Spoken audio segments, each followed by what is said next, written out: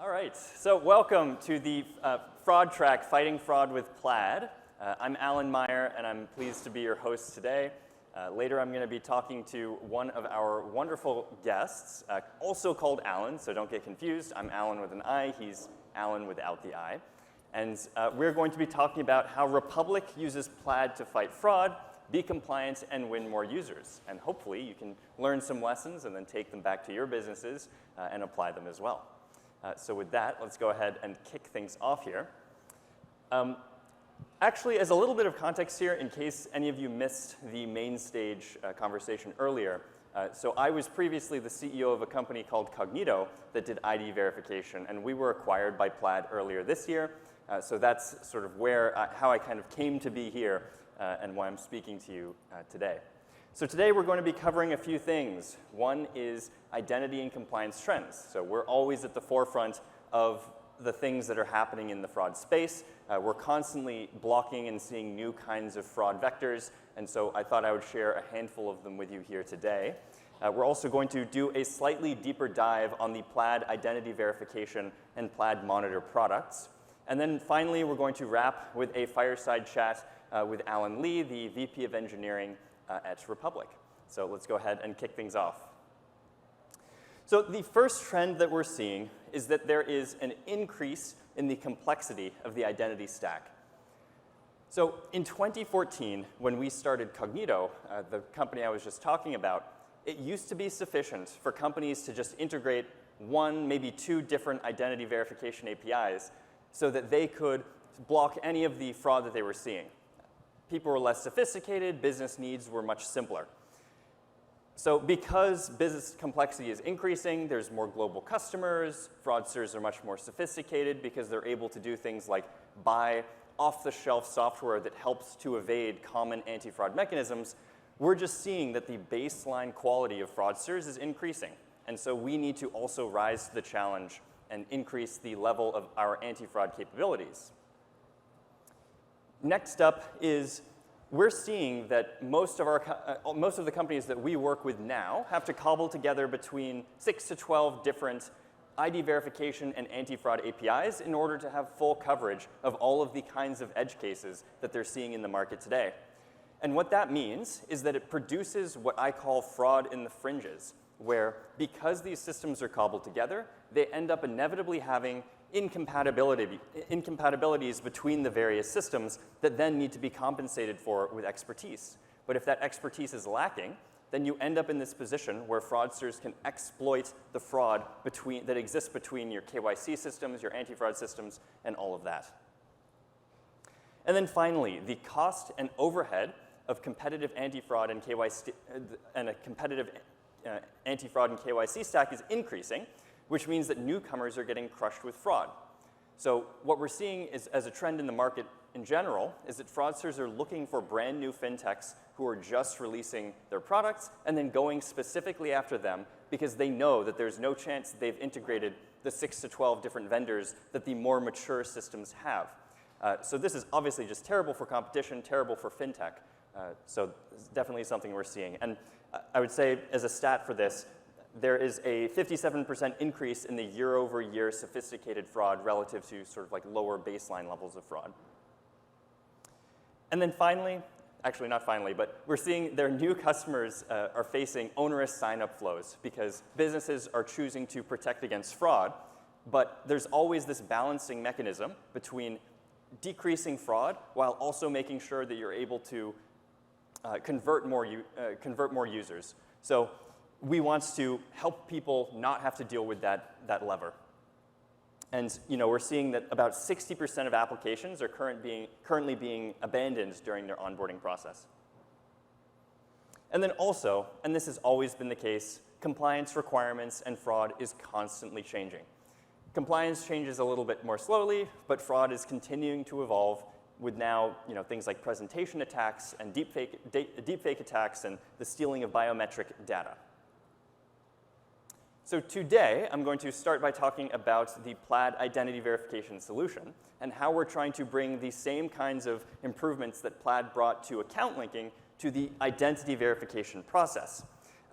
we simultaneously want to help you reduce fraud while also helping you onboard more new users. So let's go ahead and kick things off here. So we think that this is about verification built for conversions. So what does that actually mean? It means, first and foremost, creating a frictionless user experience. And this requires a lot of expertise and a lot of number crunching. You need to have seen a lot of people go through a verification process in order to determine where those frictions lie so that you can reduce that friction. I'll talk a little bit more about it later, but one of the primary means that we're able to do this is with better data source verification. So instead of requiring every user to verify their identity by using ID documents, like maybe, I would bet that none of you have your passports on you right now, and maybe some of you may not have driver's licenses on you, you're able to verify someone's identity using typed in data instead of just using those ID documents. And then there's accuracy. So this is something that is often underrepresented in the market, which is that how you design your forms, how you design the actual validations on your verification process inform the accuracy of the data that your users input. Are they putting in their nickname, or are they putting in their legal name? Are they putting in their address correctly? Does it include the line 2 that says apartment, or their suite, or whatever it is? All of those little tiny things add up to incremental improvements that, on the whole, make you much more competitive against your competitors. Then next up is having some kind of a low-code implementation. So this is something that's great for us, is now the Plaid identity verification product is available in the Link SDK, which means that getting started with identity verification is as easy as going to the products array in your Link initialization form and just going comma identity verification. So it's a very, very easy integration and very, very cool. And then finally, this product is also location optimized, and this is a huge one. If you're onboarding customers globally, then what ends up happening is there are lots of regional requirements and regional cultural expectations that frequently people are not actually accounting for. So for instance, in Europe, you might have the inversion of the day and the month when you're collecting the date of birth, or in Japan, asking for the last name before the first name, or correctly asking for the right form fields when you're collecting someone's address in all of these different jurisdictions. Plaid identity verification handles all of that for you. We let you verify a customer's identity in any way you need. So as I was just talking about, one part of this is data source verification. So we support verifying PII against 36 different countries in the world, and we also support verifying the address in about 15 different countries across the world using just that data source verification. And depending on the risk profile of each specific business, you can tailor this verification method to pass users without ever having to snap a picture of their ID. Next up is the ID documentary check. So this allows you to take pictures of your IDs, driver's licenses, ID cards, passports, residency cards, whatever you want to. And we push that through our image processing pipeline, where we check it to make sure that it's not, well, first of all, that it looks like the ID type that it's supposed to be, and then also to make sure that it's not a picture of a screen or a piece of paper or some kind of tampered ID or photoshopped in any kind of way. We alert you to all of those different components. And then finally, and this is a really core one when you're doing documentary verification, is that selfie check. So if you're collecting pictures of someone's ID, how can you make sure that the person who provided that ID is actually the person who is on that ID? Well, you use the selfie check, and that does two things. One is it confirms that the person who took it confirms that the face of the person actually matches the ID, and then secondarily, it confirms that they're not doing what's called a presentation attack, which is where on the more sophisticated end, you have people printing synthetic masks that look like other people, putting that on, and then trying to pretend to do this selfie check.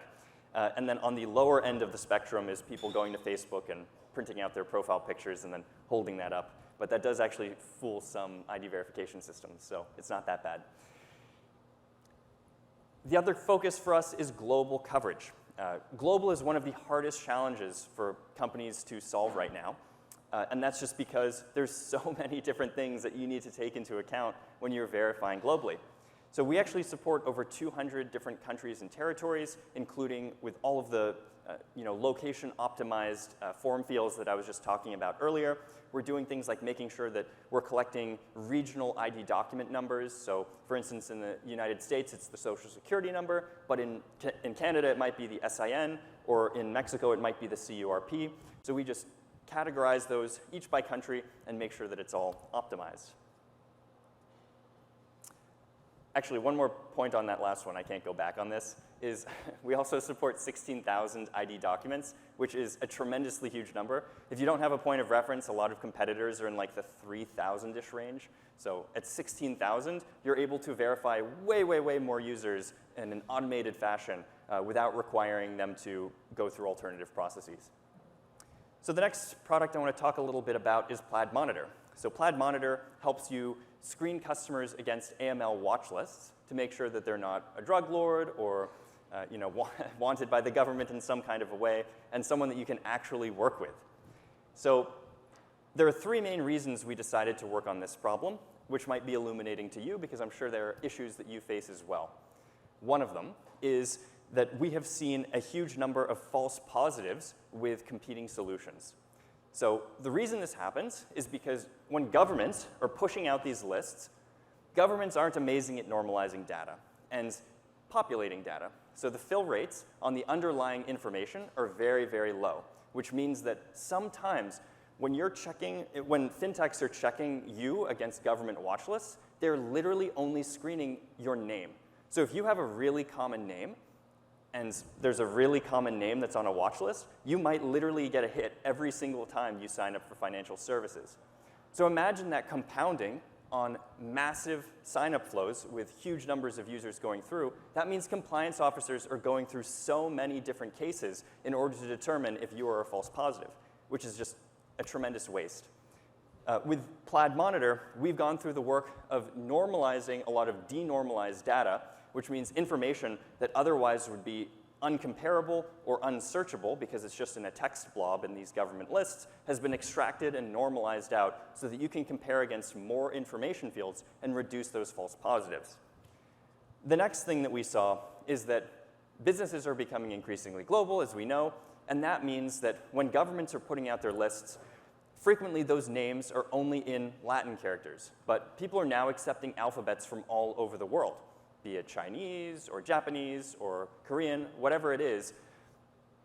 Plaid Monitor supports cross-conversion of the actual underlying alphabets between 18 different language pairs so that you're able to match against government watch lists regardless of where your users are coming from or what alphabets they use, which is a really, really big one. And then finally is this concept of ongoing monitoring, which is something that a lot of fintechs, I can tell you personally from having seen this, a lot of fintechs are not complying with this, which is essentially that you can scan a user once when they sign up, but what's actually more important than that, arguably, is making sure that that user doesn't eventually end up on a watch list if you have a long-term or continued relationship with them. So that's actually a pretty hard problem to solve, but we let you set it and forget it with Plaid Monitor, so you can onboard your customer once, and then we will just automatically send you a webhook after scanning that customer again every single day and be like, oh, hey, the status of this person changed. You should probably look into that, which is a really very cool feature. So just to wrap things up a little bit here, oh, that's a wonky slide, that's okay. To wrap things up here a little bit, in summary, there are a few things that really, really make it a great set of products. So one of them is that it's fully automated. So right now, a lot of ID verification providers don't automate every single aspect of the verification process, and they have humans in the loop who are doing the actual review of those ID documents, which means that not only is it a bad experience for your users, because you end up in this scenario where they're waiting for a literal human to review that ID document, but it also means that you're susceptible to, when there are big spikes in sign-up rates at different websites, frequently that can mean that verification rates can just stop. So I don't know if you've ever signed up for any of like the crypto exchanges before, but this happens all the time. Crypto price goes up, a bunch of people sign up, and then the human reviewers are just completely inundated, so no one is able to sign up across the internet for ID verification providers that do this. We don't do that. It's fully automated. Next up is this concept of the instant verifications. This is the database verifications I was talking about. This is really, really huge for us and is a massive increase in the conversions that you're able to achieve on a global scale for verifying your users. And then the next step is our intelligent fallbacks. So we make it so that from the end user's perspective, they don't even notice when the instant verification is not able to complete for that user. They're just seamlessly provided with an alternative means to verify their identity so that we can help you push more good users through rather than potentially blocking them. And something important to note here is that from our running of numbers, frequently you can actually make more money for your business by pushing more good users through than trying to block more bad users. So it actually should be a priority to make sure that everybody can verify their identity rather than just trying to block bad users. And then, of course, customizable branding is key. You know, when you're signing up your users, you want to make sure that it looks like you. So we try to morph around your verification process and your onboarding process so that it feels like home. And then, because all of this is deployed via the Plaid Link software platform, we're able to keep up with anti-fraud trends for you. So you integrate once, and then in perpetuity, we can roll out new anti-fraud measures without any changes whatsoever to your code base. So you integrate once, and then you get perpetual protection against the latest and greatest in fraud, which is really huge. And then finally, we care so much about false positive reduction. That's something we hear from our clients all the time, both on the Plaid monitor side in reducing the instances where someone is potentially flagged because only their name matched, and then also on the anti-fraud side. So we try really, really hard to not falsely flag users who are not actually supposed to be fraudulent. So with that, I hope you learned a thing or two. To tell you more, I'm going to bring onto stage Alan Lee, the VP of Engineering at Republic. We've been longtime friends, and I'm really excited to have him here today. Also, I realized we don't have chairs. OK, they're coming. We're good.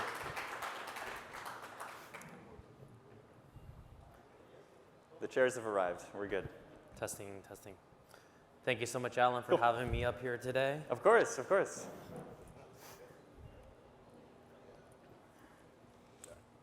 All right. Cool. I don't need this anymore. There we go. OK. So thank you for joining me. I was very pleased when you accepted my offer. I know it's not usually it's not a small ask to join you or to join me for an intimate setting like this. So thank you very much. I'm honored to be here. This has been a very good event so far, and learned a lot of cool things about Plaid today. Good, good. Yeah, so have I. Cool. So just to start, I would love it if you could just give me a quick intro on how you ended up in the fintech industry. Yeah, so I've been a part of the startup world for about a decade now, and I entered into the fintech industry with my previous startup engagement, Nextseed.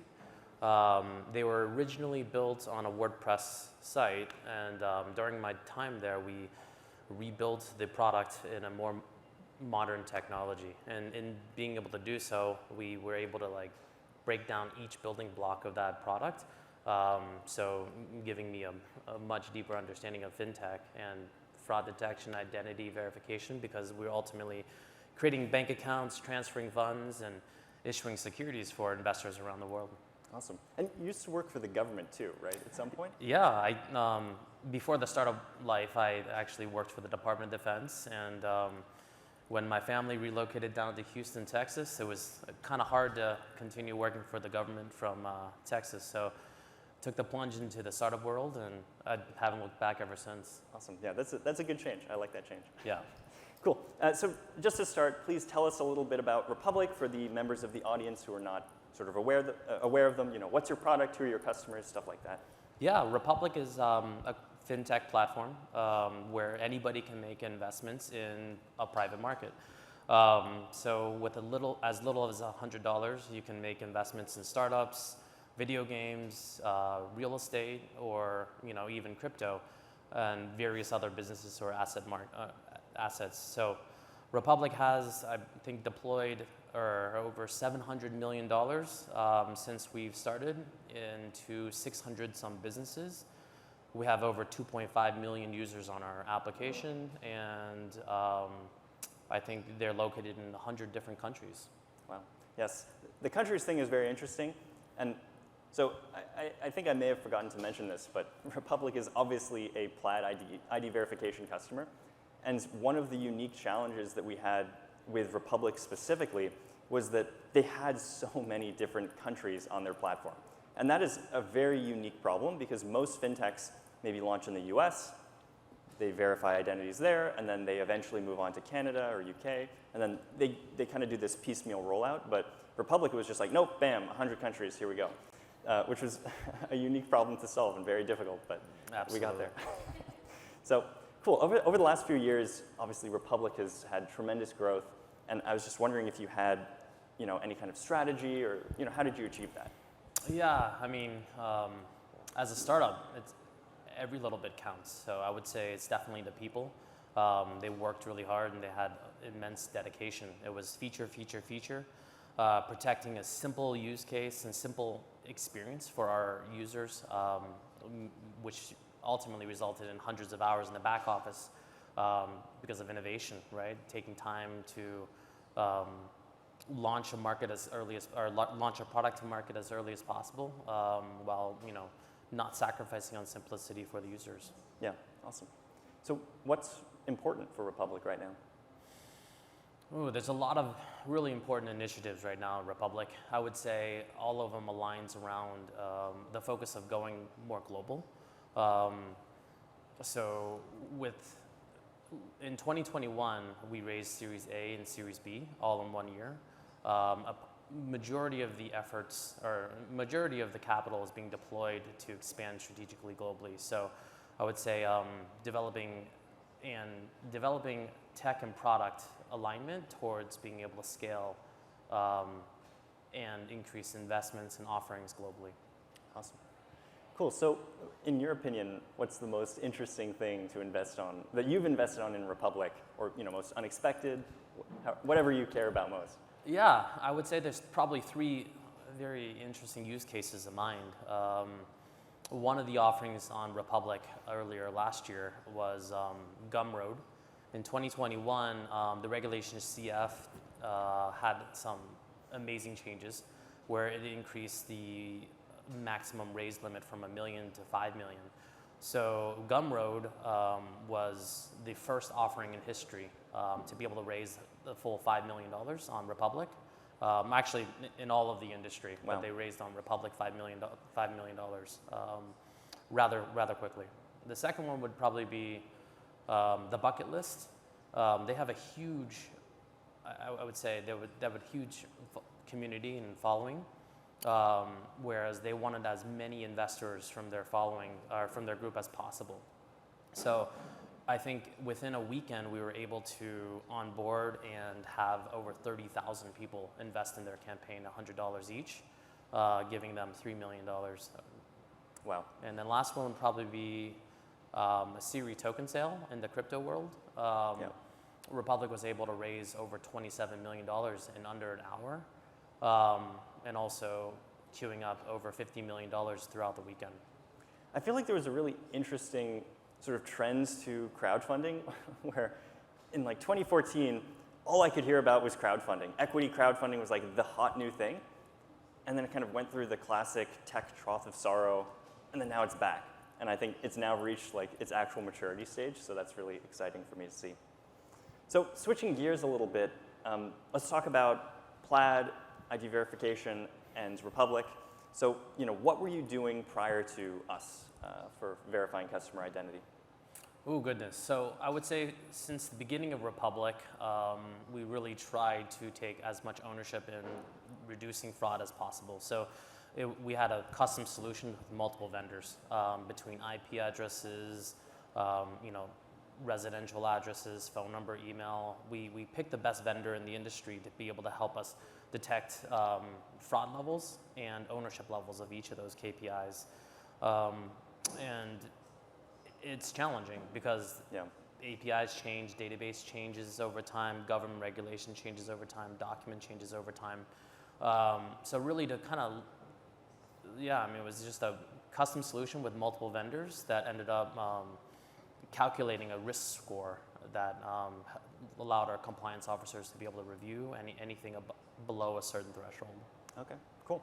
So what was compelling about Plaid identity verification? Do the selling for me, please. Yes, absolutely. I mean, it's rather easy. I mean, your presentation earlier kind of hit the nail on the head when it's a single vendor solution, and they're constantly evaluating, growing, and adjusting it. It's not easy to stay up to date with all the government databases, the document ID types. The selfie check has been a tremendous time saver for us as well. So, I mean, beyond the obvious of the initial flow, but the screenings as well, we were able to upgrade our government document databases from one country up to 36 now with the integration of Plaid identity Previously verification, yeah. along with the screenings from half a dozen lists to over 15 watch lists now. So a small story for you guys. So they were a really, really early customer of the product. And so what I used to do is, obviously with their permission, I was like one of the people who was on their dashboard, and they were signing up all of these different campaigns, and I was literally personally sitting on their dashboard looking through the verifications to help them potentially spot fraud so that we could then also augment the product later. So that was a very unscalable approach to building a product, but I think it worked pretty well for us. We learned a lot together. Yeah. We were able to find a fraud ring, and we were able to ban over 100 users from one very exciting offering that people were trying to get more involved in. Yeah, that was a wild one. I think we had just been live with the integration for like 12 hours or something like that. And then immediately we started seeing this fraud ring appearing, and we're like, is this really already? Like, Jesus. And anyway, so we looked, and it was 100 people who were all signing up across the world. Well, they were pretending to be from across the world, and just using slight variations of different ID documents. And we connected them together and then helped them shut down those accounts, which was pretty cool. Yeah. So, what results have you seen by leveraging the products at Republic? Like I said, I mean, Republic was protect the user experience above all. So, as the sophistication of the fraudulent signups increased, I mean, we would be just dealing with more verifications with the compliance officers. So I would say we had close to 60% success rates in the past, and now we're looking around 90+% per month, which has saved hundreds of hours for our compliance officers. Nice, that's good. All right, cool. Actually, that does kind of remind me of something, which is that one of the very unique challenges that Republic had, and this is something I had never really thought about before, is because your fundamental product is essentially like taking, or having all of the different users of all the different companies that you help all be funneled through Republic in a very short period of time. What that means is that you don't have a consistent fraud profile. You don't just have one kind of fraud that you see, you block it, you're fine. It's like this offering has this kind of fraud, and then that offering in India has that kind of fraud. And whatever it is, if it's crypto related or not crypto related, all these different variables make it so that the fraud that you had was just frequently changing. So I'm doing the selling here for you, but one thing that was, I think cool for us is that we then got to try out a lot of the different models that we had for different industries of fraud, but with one customer, which was a unique experience and a great reason that we partnered. Yeah. So how has using Plaid IDV improved the actual experience for your internal review team? Yeah, like I said, we're able to save hundreds of hours a week, allowing us to focus more on product, building more sophisticated innovations, bringing better features to market earlier. I'm very happy to say that we don't have to think as hard about our integrations with identity. We can trust that Plaid identity verification is doing an amazing work, continuing to innovate and update through time, and we don't have to worry about that. We can worry about investing in the experience around that. So we trust the pros, and if you guys want to make an investment, you guys can come to Republic. There you go. I like that. So what's next for Republic? Oh, so I would say global platform, right? So there's a lot of initiatives right now that's all trending towards deep expansions of our core platform and how we think. So really looking to be able to tap into the UK markets and Asia markets more strategically. I think Republic has recently expanded there. with a presence in London and also a presence in a couple different cities in Asia. So I'm very excited to look forward to some of the updates from that later this year. Awesome. Cool. So we have probably a lot of engineering and product folk here, and also online. We see you. So do you have any advice or lessons that you'd love to share with them as some kind of parting thoughts? Yeah, I would say there's probably two things. One is partner with your vendor, and the second one would be embrace the journey, right? So I've never really had a better relationship working with a third-party vendor than working with the Plaid Identity Verification, formerly Cognito team. We were meeting weekly. He was more engaged with our data than we were, and being able to, alert us when activity's happening. So we really trusted their expertise around the system, and we built a more compliant system that ended up allowing us to have 90% coverage as well, or 90% success rate. So, partner with the vendor, really get to understand their roadmap, and build synergies around being able to build a better world in fintech together, and embrace the journey. Kind of like Alan was mentioning, we're a global product that hits many different verticals, from gaming to crypto to the pizza shop next door. So the different levels and interactions and engagement of different people using the systems or wanting to defraud the system varies. So we're really going into uncharted waters all in one area. So awesome. Yeah. Cool. Thank you, Alan. Again, they're Republic. You can check them out at republic.co. Wait. Com. You got the com? All right, they got the com now. So republic.com, they upgraded. It's that Series B and Series A money. I'm just kidding. Cool. Absolutely. Thank you so much. Thank you, Alan.